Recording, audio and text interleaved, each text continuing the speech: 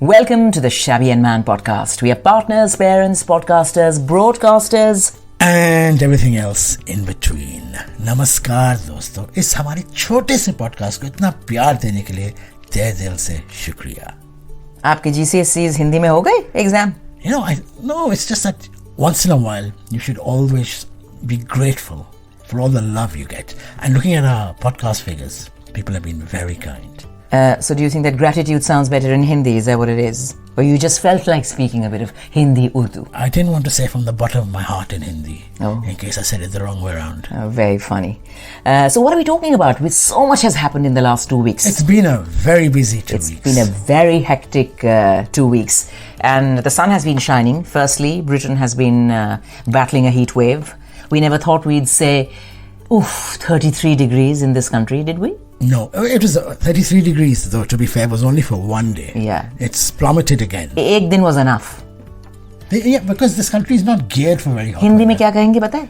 एक दिन से ही नानी याद दिला दी. Oh, I was going to say, पसीना पसीना छूट गया. हाँ, एक बार पसीना भी enough है. पसीना छूट गया. Yes, you're right. So it's been very, very hot here. But of course, that's not the reason why we're saying we've been busy. We're trying to keep cool. But there have been so many events that the two of us have been a part of. And they've been absolutely fantastic. One sticks in my mind. Which is only one? One certainly sticks in my mind, which happened earlier this week. Which was something to do with TV. It's been a long time since I was filmed, so it was quite exciting for me. Yeah. Thoda sa makeup lagana. That was the exciting bit? Yeah. So, essentially, we got asked to do a little celebrity sketch or celebrity Q&A on Colours TV for a new show that they're promoting.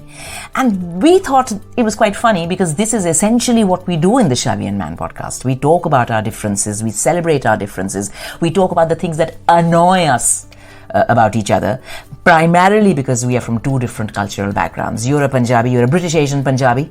I'm a Bengali raised in Delhi. It's all about a culture clash. Yes. Why do you put that prefix British Asian Punjabi? Punjabi to Punjabi hote hain. Punjabi hote hain, but then you're Whether not they come from Britain or Canada. No, but you're not a Punjabi or Chandigarh. I was just going to say, you're not a Punjabi from the Pind.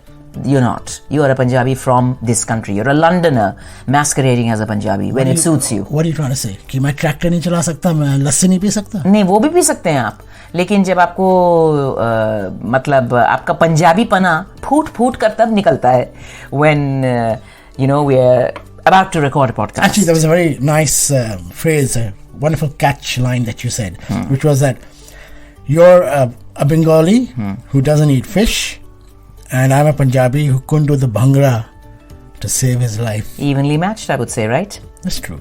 Yeah. So what, we spoke about this. वैसे पंजाबी आती है तुझे थोड़ी सी? जितनी बॉलीवुड के गानों में है उतना तो मुझे आता है. मैं तेनू समझावा की ना तेरे बिन लगता जी, तू की जाने प्यार मेरा, मैं करूं इंतजार तेरा, तू दिल तू यो जा मेरी, मैं तेनू समझावा. ले पराजी भांजो जरा मेरी वोटी की गल सुन ले.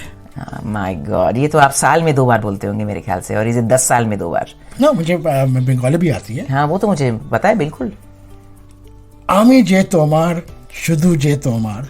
भूल Bhulaiyaa, you've been watching? Yeah. I can tell. I also learned a bit of Bangla from Bollywood. Bollywood, yeah. So you know Bollywood Bangla, ish, Peri Piya Bada Vedardi mein, just that ish is supposed to be Bengali. And I've learned my Punjabi from Bollywood songs as well. How strange. Ish rhymes with fish. Yeah, it does. So that's what it was. We had to talk about our differences, how we met, what attracted us to each other, how a culture clash is something that... Sorry, there was a section on what attracted us to each other? I believe so. I must have missed that. We must have missed it, yes. But there was it was about... Though we did say a very nice story that when we first met. Yeah. For those that don't know, that we both auditioned for All India Radio at the same time. And I think they chose 5 of us. And I remember very clearly that you hated my guts. I did. I don't think we had any attraction at all. Yes. For a year. That's true. That's very, very true. So but what was it about me that you hated so much? No, I just felt that you were extremely arrogant. Was I too, let's think about that S. Was I too stylish, suave, sophisticated, serene, I thought you sexy? were extremely arrogant. There you were standing outside the studio, puffing away on a Marlboro light, talking about, in London this, that, and by the way, I know Nainital as well because I went there, and Punjab, and Delhi, and this and that. I'd never seen a bigger show off. So that was that. But who knew that one day, all the things that you mentioned on that day, the things that are all part and parcel of your personality. I wish I could say the same for you, but I probably didn't recognize you in your gungat. Oh, please. Gungat, yeah, right. Ha, kuch to bolna hai na bura. But anyway, so that is what the interview for Colours TV was about. It is about two people from two different cultural backgrounds getting married to each other, the challenges they face. And mujhe lagta hai na, I personally feel that both of us are multicultural enough, and we both come from families where other cousins and siblings are married to non-Punjabis, in my case non-Bengalis, right? So we come from an extremely open-minded family. So for us, it was not so much, we were battling many things. It was not so much a Punjabi-Bengali thing. It was also me leaving India and coming and settling down in London with you. So starting afresh in a way. And you were quite a nomad, is that the word? Back then, you'd been back and forth many times. Anyone who wants to know the backstory, just scroll back to the top of the Shabby And Man podcast, right to the start, a few seasons ago. And over the years, we've told our story many times. So those were multiple challenges. But I think at the end of the day, I feel that when you're married to someone who's from a different cultural background, I personally feel it can only be a good thing, because you learn things about them, about their culture, about their... Two for one. You know, it can only be a good thing. That's right, because I know, I mean, I don't speak Bangla, it's true, but I do understand it. Why? Jab hum log Friday ko, when we're sitting in front of the telly trying to decide what to watch, you're the first one who says, oh, let me see on Netflix which new Bengali movies we can watch now. Tum tab to you behave like you're a Bengali yourself. First of all, I don't know whose accent you're doing, but I definitely don't speak like that. Yeah, well, whatever. That is my way of saying, it's not me saying, but somebody else saying it.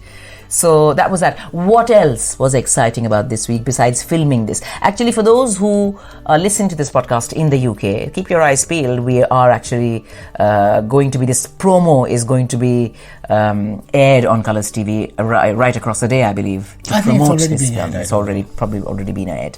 So it's a little snapshot of how we met, our differences, how we came together, what we think of two people from two different cultural backgrounds coming together, and all the rest of it. What else? There's something a little bit more exciting, I feel. Something very exciting for you, wasn't there? For me. This week. Yeah. And that was... my first time. Now, I'm into horse racing. Well, I was into horse racing many years ago. But I never really paid that much attention to Royal Ascot, which is a huge deal. Because, you know, normally the Queen comes and it's a big thing. So why don't you explain the story? So I got invited to Royal Ascot this year on a Thursday, which is traditionally Ladies' Day. And this was for a reason, of course, because there's a doctor who had organized a charitable event, in the sense that she had convinced more than 1,000 women, not just of Asian descent, by the way, there were a lot of English women in sarees as well, to turn up at Royal Ascot on Ladies' Day in sarees. And this was because she was raising funds through her charity. She was raising funds to support the weavers, the craftsmen, the artisans in India who had a very hard time in the last 2 years when their livelihood was taken away from them. I have a lot of designer friends. I know the amount of hard work, the karigar that goes into it. You know, karigari that goes into it. And a proper traditional Indian sari is, you know, all these nylon and chiffon and rayon and all the rest of it, all these synthetic fabrics are all manufactured in factories. That's not where the skill lies. It's all the hand-woven stuff, the silks, the banarasis, the cottons, the dhakai, the pochampalli, the ratnagiri, the muga silk, the dhakai, the baluchori, the kanjivaram. These are the saris. You know, the tie and dye jo bandhini. This is what is done, painstakingly done by hand. And they're all different regions, aren't they? Kanjivaram is obviously South Indian, Tamil Nadu. And we've spoken about this. Banarasi silk. Yeah, we've spoken about this so many times when you said, you know, you used to be a fashion writer not too long ago. You have many friends who are in the fashion world. And the fashion industry is structured in such a way that, sadly, Sabyasachi is the only one who comes to mind, really, who really makes an effort to make sure that the money trickles all the way down to those who do the hard work. But otherwise, it's these people slaving away in their huts, doing back-breaking work for days and months and years, and they get a minuscule percentage of what the sari ultimately sells for. And I hate to say this, but having seen it firsthand many years ago, some of the intricate work cannot be done by... machines. Elder people. It's young kids with child labor you're talking about. with sad. good eyesight, which is sad. terrible. Because I do remember you mentioning this once, that in your gaon that you lived in Delhi, adjacent to very posh South Delhi neighborhoods, you did say that there were many workshops there, and these people would they would have yards and yards of fabric that they were working on, and eventually these would be cut and made into extremely high-end garments for these big names in Delhi. We're not going to name anyone here, but all the big names. And they're also going to big names across the world, big shops, Yeah. So this lady took it upon herself, because she's a bit of a sari connoisseur and she loves wearing saris, and she took it upon herself, and she said that when we interviewed her, she said that it was only while in lockdown that I decided that when Ascot was coming back, it needed permission. You couldn't just turn up in a sari like that, right? Nothing stops you from, but for over 1,000 women to be there in saris, to be photographed, to be covered by the press, you needed proper clearance. Royal Ascot has very strict rules anyway. Very strict rules. I don't think you're allowed to show your arms. You were allowed to wear a sleeveless blouse. So you are. But the closer you get to the royal enclosure, the more strict the dress code becomes. I know, it's top hat and tails. Yeah, the more strict the dress code. And in fact, you were telling me that they made an exception this year because it was going to be 33 degrees the day after we went. For that Friday. Just for that Friday. Yeah. They said that men weren't allowed to wear. You're a sari expert, as you mentioned so many saris. Yeah. Explain a very simple thing to me. Is it sari S-A-R-I or is it sari S-A-R-E-E? It depends, really. How does your mum spell her name? Is it G-E-E-T-A or is it G-I-T-A? It depends. On which way you want to spell it, right? So both are correct. So my sari dilemma actually arose 5 days before I was supposed to be at Royal Ascot for Ladies' Day, which is always a Thursday. I don't quite understand this dilemma. You have got suitcases full of saris. No, you don't. I don't expect you to understand. You're a man. It's not that you could just turn up in any sari, though I have to say there was a variety of saris. You're going to maro that Gangubai Kathewari quote? No, I will not maro that line because वो बहुत बार सुना चुकी है. एक दफा फिर सुना. कि जब जहाँ पे in Gangubai, obviously later on when she's sold off to the brothel and she kind of rises to become this big political figure, she masters the white sari and black bindi look. That becomes her signature look. And this very young tailor who is completely besotted with her, and she also kind of entertains, his company a little bit. He's also the sari seller. So he comes to her and actually he's already wide-eyed and totally in love with her. So he comes, and this is the time when she only wears white. So he's brought about 50 saris that he's laid out on the floor, and she says, you know what? You pick a sari for me. And he's absolutely flummoxed. He says, a sari is a sari, ek safed sari is a safed sari. What is the difference? Gangu koi bhi le lijiye aap. Which is where she says ki, हाँ सफेद साड़ी तो है, मगर कौन सा सफेद? बर्फ वाला या दूध वाला? बादल वाला या चांद वाला? मोती वाला या सीपी वाला? How beautiful, huh? Is it the white of a pearl or is it the white of a shell? They're both white, but zameen asman ka farak hai, right? So in my case, it was not so much about the shade, but it was about what do you wear to a classy occasion like Royal Ascot on the hottest day of the year so far. It was 27. Well, if you're Punjabi, you wear your shadi outfit. Yeah, well, I'm quite sure that some people didn't get the memo because they must have put two and two together thinking, oh, sari mein jana hai? Oh, they're going to be horses? I'm sure there's going to be a dulha somewhere. Let's put our shadi clothes on. I'm sure some of them probably thought that. So it was a bit of a dilemma. As you know, I'm a great fan of Maharani Gayatri Devi, who was married to a polo player. We've had the privilege of seeing her a couple of times. Once in Jaipur, remember, in Rambagh Palace? Yeah, which is her house. Which was her house, and it was a hotel at the time as well. Yeah. And we saw her in London also. We saw her in London, and you have seen the Pataudis multiple times in Delhi. Sharmila Tagore and Mansoor Ali Khan Pataudi, they used to be at the polo grounds all the time. And so it's not that it's a novelty in the sense that nobody's ever worn a sari. From the 20s, 30s, 40s, when all these Maharanis would, go to the races here in England, because this is where they spent their summers, let's face it. So the signature look is clearly Maharani Gayatri Devi. That's imprinted on my mind, where she's standing with Jackie O. You put a photo on Instagram, didn't you? Of yes. Women wearing saris in 1947. Two women, Getty Images ka tasveer hai wo, two women who are walking into Royal Ascot in saris. In case anyone wants to see that photo, it's at Shabby Sahi. Yeah, on Instagram and Facebook. And so the safest look and the classiest look on a hot summer's day would be a pastel chiffon sari with a small flowers, or a delicate floral pattern and a string of pearls. You can't go wrong with that. But I didn't want to be safe and predictable. Oh, we said that at the same So time. I did find a beautiful sari, a friend of mine actually, it is from her collection. And it is a tasar silk. Anyone who knows saris will know what I'm talking about. It's a tasar silk, but it's a muga tasar silk. And the difference is that there are silks and there are silks and there are silks. You know, Kanjivaram is also a silk, but it's very heavy, very rich. Kanjivaram. A Kanjivaram sari can go up to 50, 60, 70, 80,000, up to a lakh, because sometimes the Kanjivaram work is done in threads of real gold. So that is very dressy, and that's the other end of the spectrum, Shadi spectrum. But a muga silk, the silk thread is naturally a honey-toned thread, and the beauty of the sari is that it's very light. What is muga? Because muga sounds like sprout, bean sprouts to me. Yeah, muga is a place.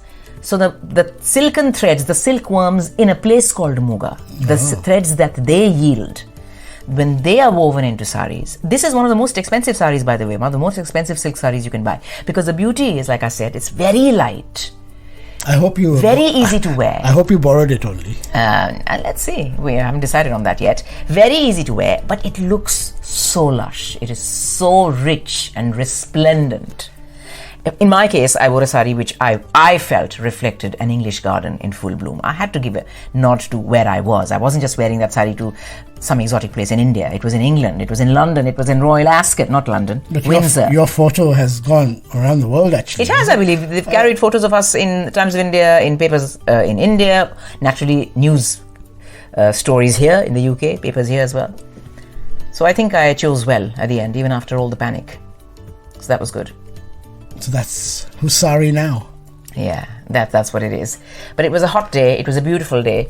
Thank you very much for that tip on that first race. I won a life-changing sum, which I will not reveal here, which wasn't even enough to cover my cost of 2 PIMs at Royal Ascot. But other than that, I had a beautiful day. But saying that, I remember when you came home, you said, "Oh my God, you haven't worn heels for years, have you, since the pandemic started?" Since the pandemic, I live in my trainers. I live in my Skechers. So wearing heels on is it grass or is it soft? No, it is grass, but you're right. It's not like compatible. It's not like a level playing field. It's not a level field. It's up and down. And we had to do a lot of walking because we were being photographed. We were being interviewed. We were interviewing guests. So there was a lot happening. We weren't just sitting around in one place, and it was extremely hot. My feet were completely finished. So this year the Queen didn't come, but I saw that you'd taken a lovely photograph of the royal procession. So Princess Anne came, and you're right. In fact, you mentioned it to me for the first time that one of the very popular bets on Ladies' Day is on the colour of Her Majesty's hat. They say if you can guess the colour of Her Majesty's hat, because Her Majesty that way is obviously, she is the paragon of sartorial elegance for people of a certain age, especially now. And it's always a secret. She's aged very gracefully. And they say that sometimes her hat is the exact same colour as her dress, but sometimes it's a contrast. She might be wearing a powder pink suit, dress, and she may be wearing it with a black silken hat, or a buttercup yellow. It's just that because you're talking about saris, when you say suit, I'm thinking of the buttai suit. No, when you say a suit, it is called a power suit, not a power suit, but when women wear a jacket and a skirt, even that is a suit, isn't it? It is, obviously it's a suit. Yeah, so... I think Marlene Dietrich started the whole trend. Starting the trend, in her film noir? Yes, in film noir. But so, essentially, Ladies' Day is all about the fashion.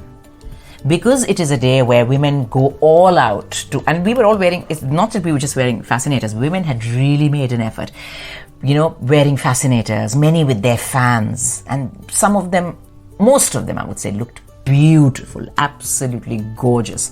Those who, you can see that they had painstakingly, there was one lady, in fact she's a listener, she found me she found out who I was and she came all the way looking for me, and then she took a photograph and extremely elegantly dressed. And I asked her, I said, I'm so impressed. She was wearing a fuchsia sari, which had a little bit of an orange flower. But that flower was... you've lost me. Fuchsia? Is pink. Oh. And the colour pink? And it had an orange flower in it, but a flower that was barely visible. So her fascinator was the colour of that orange flower.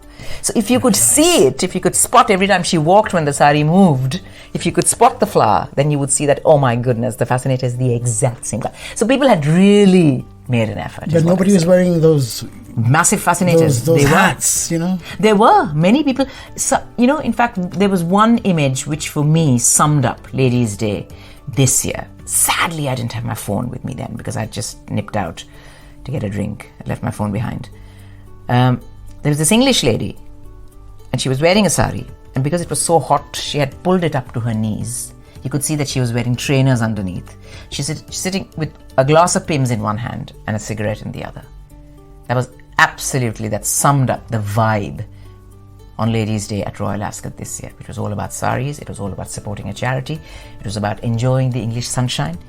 And I have to say... I thought you were making it sound like, khao piyo, majo karo. No, I have to say, even though it was in reality, it was extremely hot and humid. And many of us were like I said, hadn't worn heels for many months and years, so we were uncomfortable, and we couldn't. By the end of the evening, we couldn't wait to get out of the saris. But for the purpose of photography, I was just trying to say that it was glorious. There's one or two shots of loads of you, yeah, which looks absolutely beautiful. It's beautiful. It's like a drone has taken it. Yeah, and you can't go. I think it was not ANI, not PTI. What's the other one? Reuters. I think it was a Reuters photographer, because he had the biggest, widest lens. So he said, I'm going to get all of you in one shot. It's beautiful. And I think that is the beauty of a sari. It is a garment that if you drape it well and if you carry it with confidence, it's not about your dress size. You can be thin, you can be plump, you can be overweight. As long as you have the confidence to drape it and you own that look, the vibe, you look gorgeous. Were there any men there in the pajama kurtas and they weren't. Sherwanis? No, they weren't, thankfully, because then it would have been a proper shadi. Then it would have been South Hall Mela, not Royal Ascot. But no, there were no men in there. But there were loads of Englishmen, obviously, very smartly dressed. And they were very impressed. So you enjoyed yourself? I enjoyed myself. Some of them might have thought that a coach full of women had been offloaded at the wrong venue. They're probably heading for a wedding. Like Bhaji on the beach? Bhaji on the beach. But it was great fun.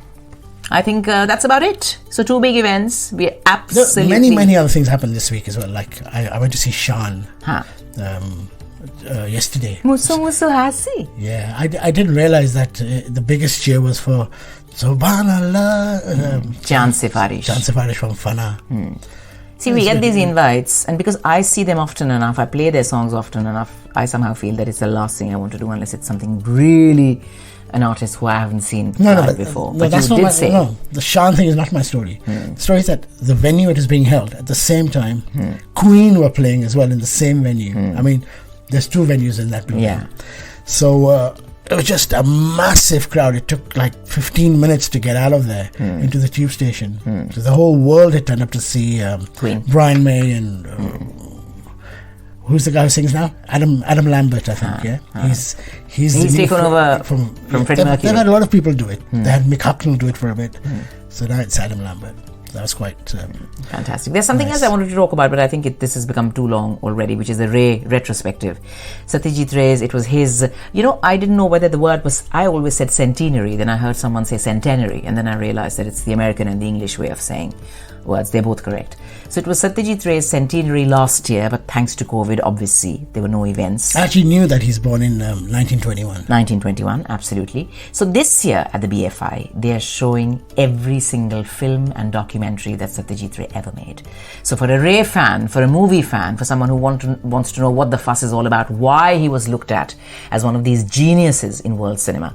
When India wouldn't give him the time of day in the 40s, 50s, France was like looking up to him as the king of that kind of gritty, what we now call slice of life cinema. Satyajit Ray was the one who started it. He talked about the Apu trilogy, much talked about Apu trilogy, which is about the famine in Bengal. I felt it was an extremely depressing film, but I think I saw it when I was too young. That movie gets always mentioned in the top 10 movies of all time. If you've got Citizen Kane and all that, you've always got a Satyajit Ray. Usually it's one of the Apu trilogy. Apu trilogy, yeah. I think there's 2 or 3 movies. So it's about the same guy, Upush Shamshar, same guy, Sharmila Tagore and Soumitra Chatterjee, and it's 3 phases in their life. So you see how this love story actually develops as the 2 protagonists grow older.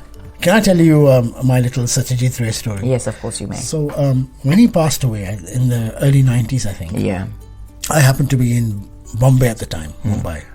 And my friend, someone was working at Indian Express. And that day, they were doing a tribute to him. He just died that same day. So I also went along. Yeah. And M.F. Hussain, who's also now passed away. The world famous painter. One of the greatest Indian artists, at least. So he was standing there and he drew very artificial. It made no sense to me. I was quite young at the time. Yeah, well, you mean it would have made sense to you now? No, not that young. But it was like a wavy, straight line kind of thing he did, and that was it. You know, with a lot of Sosha Bazi and flourish and a lot of clapping and he drew a kind of line, and that was his tribute to Satyajit Ray. And I thought, wow. See, that's the thing about modern art. You never know if somebody is just taking the mic or is it genuinely. But he is. Him you can't argue with because he has a body of work that people around the world love. No, I'm talking about M.F. Hussain. I'm talking about M.F. Hussain as well. You know, if you go to the Moria Hotel, it's his tapestry kind of thing all over the place. Yeah. Frieze or whatever it is. There was a very famous restaurant in Bombay then, which was a celebrity hotspot where all your Bollywood stars and all the industrious wives would hang out.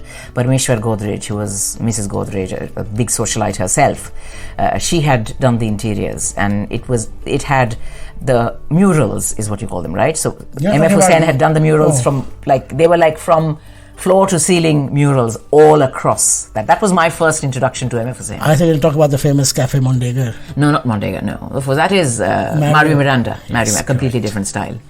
But I completely forget where we completely digress. But that's what this podcast is all about. When we start, we have no idea where we're going to end. But I think end we must. So you're saying bye-bye bolo. Until next time, आप हिंदी में बोलेंगे या अंग्रेजी में ही बोलेंगे? You say it in Hindi today. Until next time, हमारे podcast को follow करते रहिए, अपने दोस्तों को बताइए इसके बारे में, याद रखिए हम सोशल मीडिया पर हैं, तो अगर आप हमें कुछ कहना चाहते हैं तो शर्माइए मत. आप जानते नहीं होंगे पर हम हैं. बिल्कुल. तो हमें ढूंढिए अपने सोशल्स पर. Shabby and Man पॉडकास्ट हमारा सोशल मीडिया का हैंडल है, या तो फिर you can go and look up Man Sahi, Manish Sahi, और मी शाबी साही. और सुनने के लिए, अपना कीमती वक्त हमारे साथ बिताने के लिए, हमें इतना प्यार देने के लिए धन्यवाद. तहे दिल से शुक्रिया. धन्यवाद. Bye bye.